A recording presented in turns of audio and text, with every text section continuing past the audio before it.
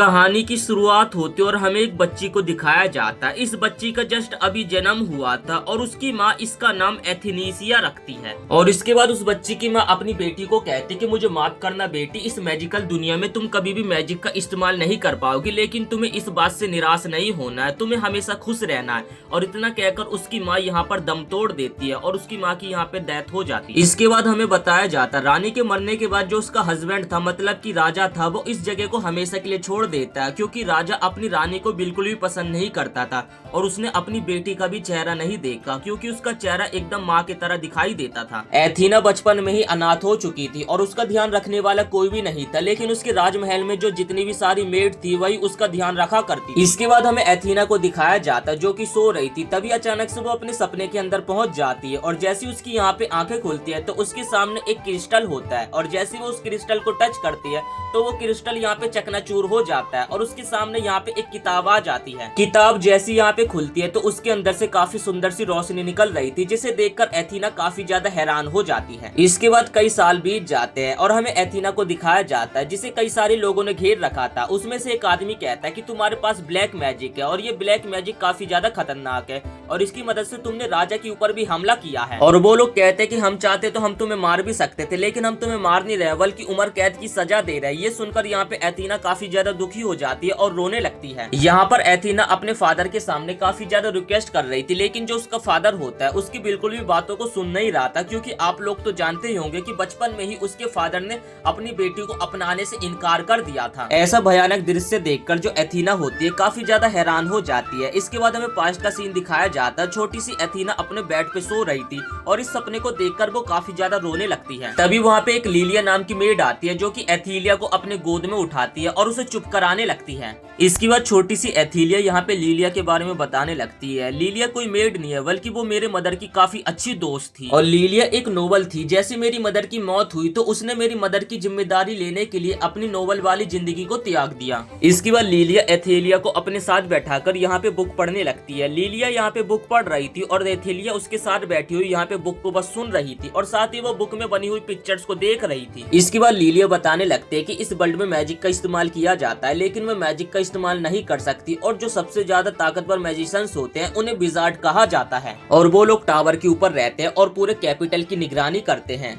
तभी एथीना की किताब में बने अपने फादर की फोटो के ऊपर नजर पड़ती है। तभी लीलिया कहने लगती है कि देखकर लगता है कि तुम अपने फादर को काफी ज्यादा पसंद करती हो। तब एथीना कहती है कि सच बता, मुझे अपने फादर पे काफी ज्यादा गुस्सा आती है। इस बंदे से मैं काफी ज्यादा नफरत करती हूँ क्योंकि ये बंदा मुझे खुद पसंद नहीं करता है। रात के समय एथीना अपने बिस्तर पे सो रही थी, तभी उसे काफी ज्यादा गुस्सा आने लगती है कि उसका फादर उसे मारने के लिए आएगा, लेकिन वो अपने फादर के सामने कुछ भी नहीं कर पाएगी। वो अभी काफी ज्यादा कमजोर है, आखिर वो अपने फादर को कैसे हराएगी। तब एथीना कहती कि जो मेरा फादर मेरे साथ करना चाहता है मैं इस सपने को कभी भी पूरा नहीं होने दूंगी, मैं इस फ्यूचर को जरूर बदल कर रहूंगी। काफी साल बीत जाते हैं। जो एथीना पहले बच्ची थी अब वो काफी ज्यादा बड़ी हो चुकी है और दिन भर बस वो यहाँ पे किताब ही पढ़ती रहती है। तभी उसकी नजर कुछ लोगों के ऊपर पड़ती है जो कि कहीं पर जा रहे थे। एथीना उन लोगों के पास जाकर पूछने लगते कि आखिर आप लोग कहाँ पर जा रहे हो। तब वो लोग बताते हैं कि हम फ्लावर तोड़ने के लिए जा रहे हैं क्योंकि हमें एक कमरे को डेकोरेट करना है। ये सुनकर यहाँ पे एथीना काफी ज्यादा खुश हो जाती है और उनसे पूछती है कि क्या मैं भी आप लोगों के साथ चल सकती हूँ। नेक्स्ट सीन में हम देखते हैं कि एथीना यहाँ पे अपनी सभी मेट्स के साथ एक कमरे को सजाने में लगे हुए थे फूलों से और वो लोग काफी सुंदर तरीके से इस रूम को सजा लेते हैं, जो देखकर यहाँ पे एथीना भी काफी ज्यादा खुश हो जाती है। तब एथीना कहती है कि रूम को सजाने के लिए और भी फ्लावर्स की जरूरत पड़ेगी तो मैं और भी फ्लावर्स लेकर आती हूँ। इसके बाद एथीना फ्लावर्स को लेने के लिए वहाँ से निकल जाती है।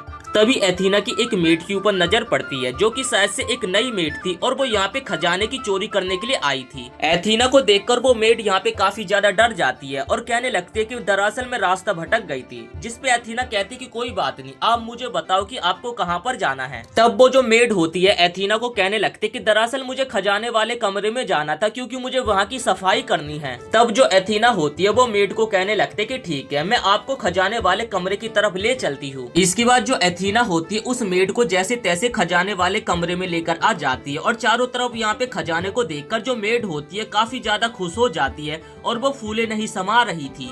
तभी जो मेड होती है एक एक करके यहाँ पर सारी चीजों को पोटली में इकट्ठा करने लगती है। तभी जो एथीना होती है वहाँ से पोटली को उठाती है। ये देखकर वो जो मेड होती है काफी ज्यादा हैरान हो जाती है। एथीना कहती है कि तुम ऐसा यहाँ पे कुछ भी नहीं कर सकती हो। तब वो जो मेड होती अपने हाथों में चाकू को उठा लेती है और एथीना को कहने लगती कि कौन तुम मुझे रोकोगी यहाँ पे।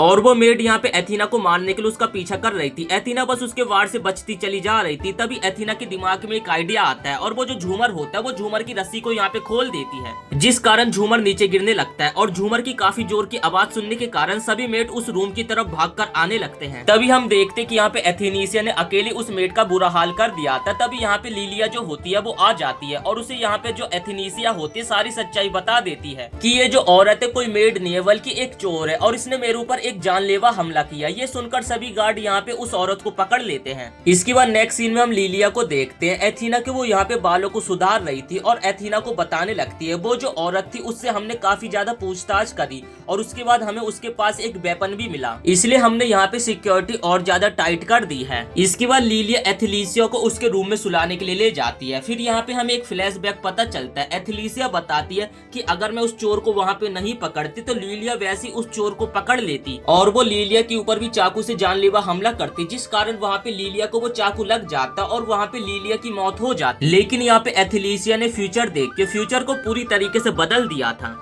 एथेलिसिया को यहाँ पे नींद तो आ नहीं रही थी, जिस कारण वो उठती है और उसके बाद वो यहाँ पे काफी सारे जेम्स को इकट्ठा करने लगती है। इसके बाद हमें एथेलिसिया के फादर का सीन दिखाया जाता है। उसके सामने एक लाल बालों वाला बंदा खड़ा होता है। इसका नाम फेलिक्स होता है, जो कि उसके फादर को कहता है कि मैंने अपना सारा काम कर दिया है। इसके बाद फेलिक्स लिवेनिया के बारे में बताने लगता है। वहाँ पर एक औरत मेड बनकर चोरी करने के लिए घुस गई थी। वहाँ पर काफी सारी कॉम्प्लिकेटेड चीजें होने वाली थी, लेकिन सारा कुछ एकदम हैंडल हो गया था और उस चोर को अकेली एथेलिसिया ने पकड़ लिया था। तभी किंग कहने लगता है कि उस लड़की का नाम मेरे सामने मत लेना वरना मैं तुम्हारा बुरा हाल कर दूंगा। इसके बाद एथेलिसिया बताने लगती है कि मेरी मदर की मृत्यु के बाद जो मेरे फादर थे उन्होंने मुझे हमेशा के लिए अकेला छोड़ दिया था और मैं काफी सालों तक अकेली रही और मेरा हमेशा से ख्याल मेरे घर में काम करने वाली मेडों ने ही रखा। मैंने काफी बार ट्राई करा कि मैं अपने फादर को इम्प्रेस करने की कोशिश करूं, लेकिन मेरे फादर मुझसे कभी भी इम्प्रेस नहीं हुए। और इसके बाद मेरी एज 14 साल की हो गई और मेरे फादर ने मेरे ऊपर इंजान लगाया कि मैं डार्क मैजिक का इस्तेमाल कर सकती हूँ, जिसके बलबूते पर तुमने मेरे ऊपर हमला करने की कोशिश करी है। जिस कारण जो मेरे फादर होते हैं हमेशा के लिए मुझे काल कोठरी में बंद करवा देते हैं, इसलिए मैं अपने फादर से काफी ज्यादा नफरत करती हूँ।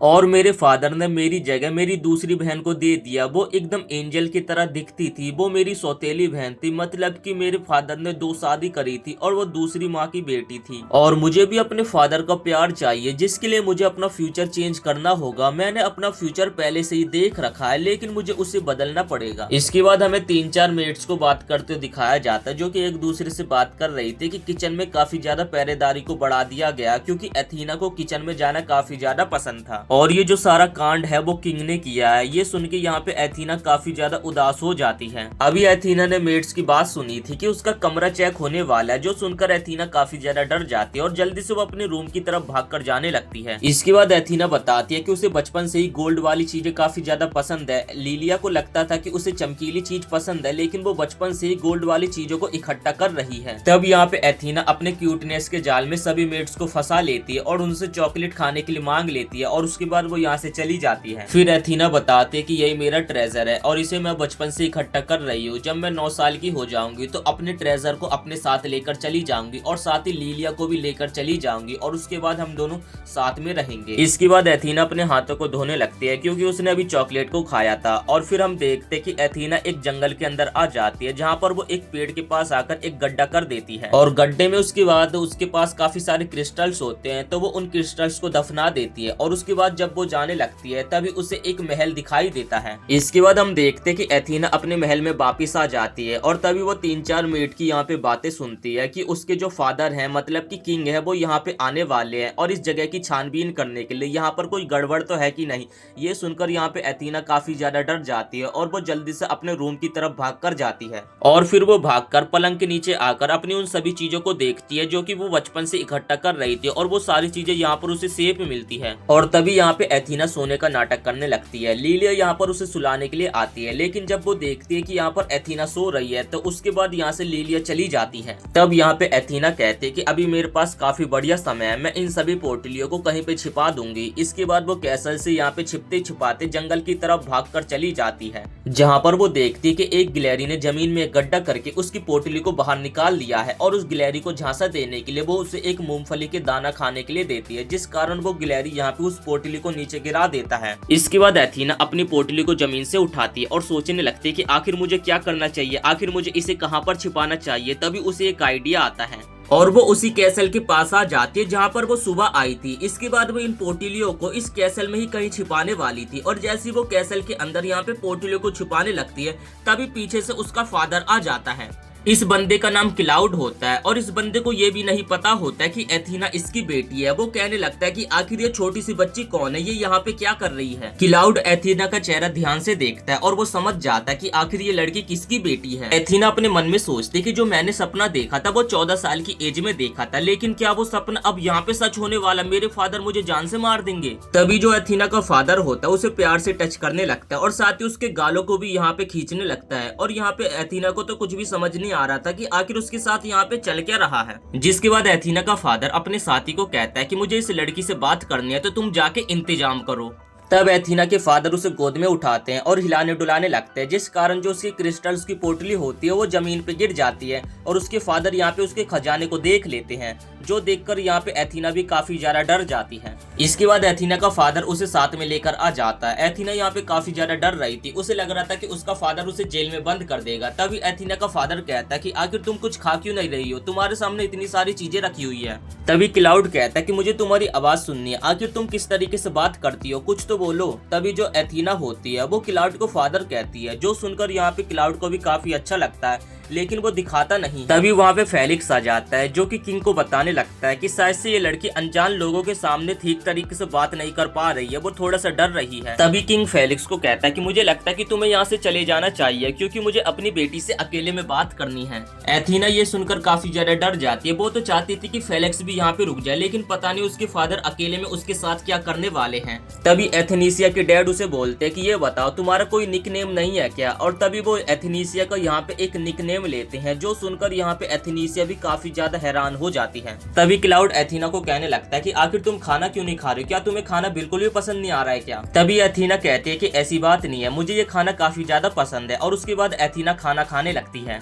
और फिर एथीना कहती है कि देखो ये वही बंदा है जो कि मुझे आगे चल के मारने वाला है, लेकिन देखो कितने खुश होकर मुझे अभी खाना खिला रहा है, जैसे कि आगे कुछ होने ही नहीं वाला है। तब क्लाउड कहता है कि तुम्हें ये तो पता होगा कि आखिर मैं कौन हूँ, जिसपे एथीना कहती कि हाँ मुझे पता कि आप मेरे डैड हो। लिलिया मुझे आपके बारे में काफी सारी बातें बताती रहती है। जो सुनकर यहाँ पे जो क्लाउड होता है उसे तो काफी अच्छा लग रहा था, लेकिन एथीना तो काफी ज्यादा डर रही थी कि कहीं वो कुछ यहाँ पे गड़बड़ न कर दे। इसके बाद हमें एथेलिसिया के कैसल का सीन दिखाया जाता है। जो लिलिया होती है सभी मेड्स को एथेलिसिया को ढूंढने के लिए कह रही थी। तभी हमें एथेनिसिया की आवाज आती है जो कि फेनिक्स उसे अपने साथ लेकर आ रहा था। एथेनिसिया काफी ज्यादा रोने लगती है और लिलिया के गले लग जाती है। ये देखकर यहाँ पे मेड्स को बिल्कुल भी अच्छा नहीं लग रहा था और उसके बाद यहाँ पे जो सभी मेड्स होते हैं फेनिक्स के ऊपर चढ़ने लगती है और उसे यहाँ पे काफी ज्यादा सुनाने लगती है। इसके बाद फेनिक्स सभी को एक्सप्लेन करने लगता है कि मैं अपने किंग का एक सेवक हूँ। घूमते हुए जो एथेनिसिया होती है हमारे महल में पहुंच जाती है, जहाँ पर हमारे किंग एथेनिसिया को देख लेते हैं और एथेनिसिया और हमारे किंग एक दूसरे से बात करते हैं और किंग को एथेनिसिया से बात कर काफी ज्यादा अच्छा लगता है। फेनिक्स बताता है कि किंग दोबारा से एथेनिसिया से मिलना चाहते हैं, लेकिन जो एथेनिसिया है उसकी शक्ल देखकर तो बिल्कुल भी नहीं लग रहा है कि वो अपने फादर से दोबारा से मिलना भी चाहेगी।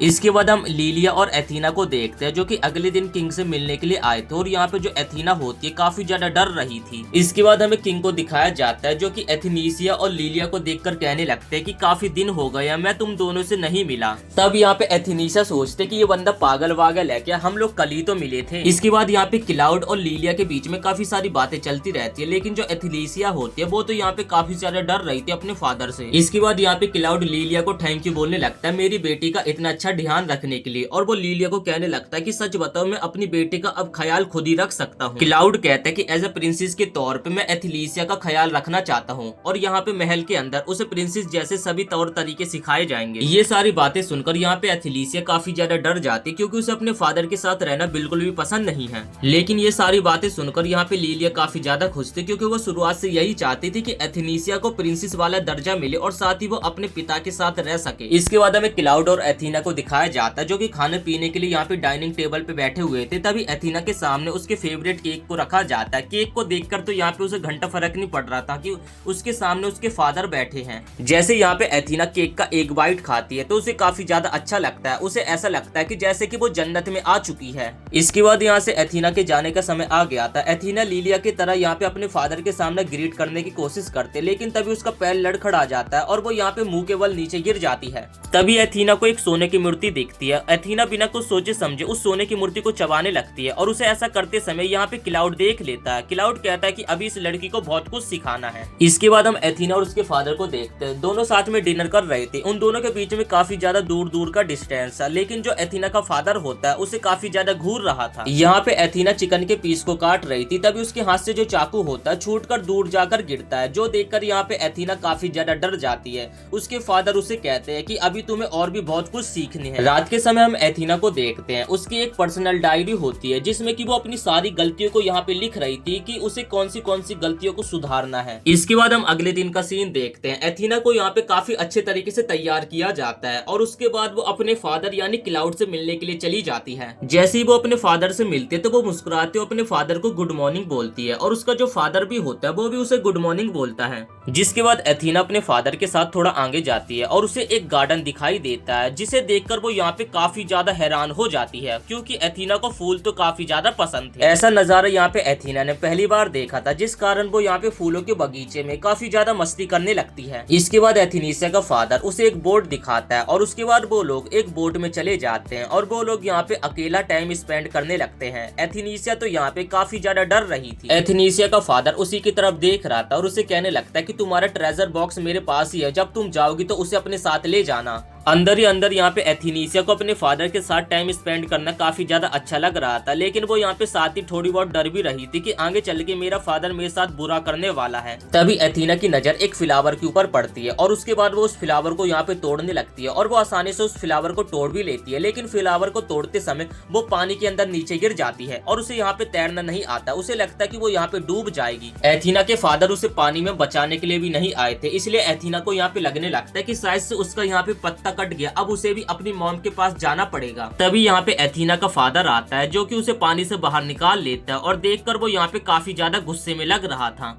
इसके बाद एथीना का फादर यहाँ पे विंड मैजिक का इस्तेमाल करता है और जो यहाँ पे एथीना भीगी हुई थी वो पूरी तरीके से यहाँ पे सूख जाती है। जिसके बाद क्लाउड वहां से जाने लगता है, लेकिन तभी अचानक से उसकी चेस्ट में जोर से पेन होने लगता है। इसके बाद हमें एथेनिसिया के घर का सीन दिखाया जाता है। जो लिलिया होती है वो उसे यहाँ पे काढ़ा पिला रही थी, जो कि यहाँ पे एथेनिसिया को पीने में बिल्कुल भी अच्छा नहीं लग रहा था। इसके बाद यहाँ से सीन शिफ्ट होता है और हमें यहाँ पे क्लाउड को दिखाया जाता है जो कि यहाँ पे पानी के ऊपर चल रहा था। तभी यहाँ पे अचानक से एक स्पिरिट प्रकट हो जाती है जो कि क्लाउड से यहाँ पे काफी ज्यादा चिपकने लगती है। जिसके बाद क्लाउड बताने लगता है कि मैंने लड़कियों से काफी समय से दूरी बना ली थी, लेकिन जब से मैंने एथेनिसिया को देखा तो मेरा दोबारा से प्यार के ऊपर भरोसा बन गया है। तभी वो जो स्पिरिट होती है अचानक से गायब होने लग जाती है। तभी हम फेनिक्स को देखते जो कि छुपके से यहाँ पे ये सारी चीजें देख रहा था। किंग कहता है कि मैंने तुम्हें कहा था ना मेरा पीछा करना बंद करो। फेनिक्स कहने लगता है कि अभी आपको मेरी मदद की काफी ज्यादा जरूरत है, इसलिए मुझे आपके साथ रहना पड़ेगा। तभी अचानक से यहाँ पे एक मेड लिलिया के पास भागकर आती है और वो यहाँ पे एथेनिसिया को कहते हैं कि आप लोग मेरे साथ चलो। जैसे वो लोग बाहर जाकर देखते तो यहाँ पे फेनिक्स खड़ा होता है। फेनिक्स कहने लगता है कि किंग ने मेरे को आपके पास भेजा आपकी रक्षा करने के लिए, और आज से ही मैं आपके साथ रहूंगा और आपकी हमेशा रक्षा करूंगा।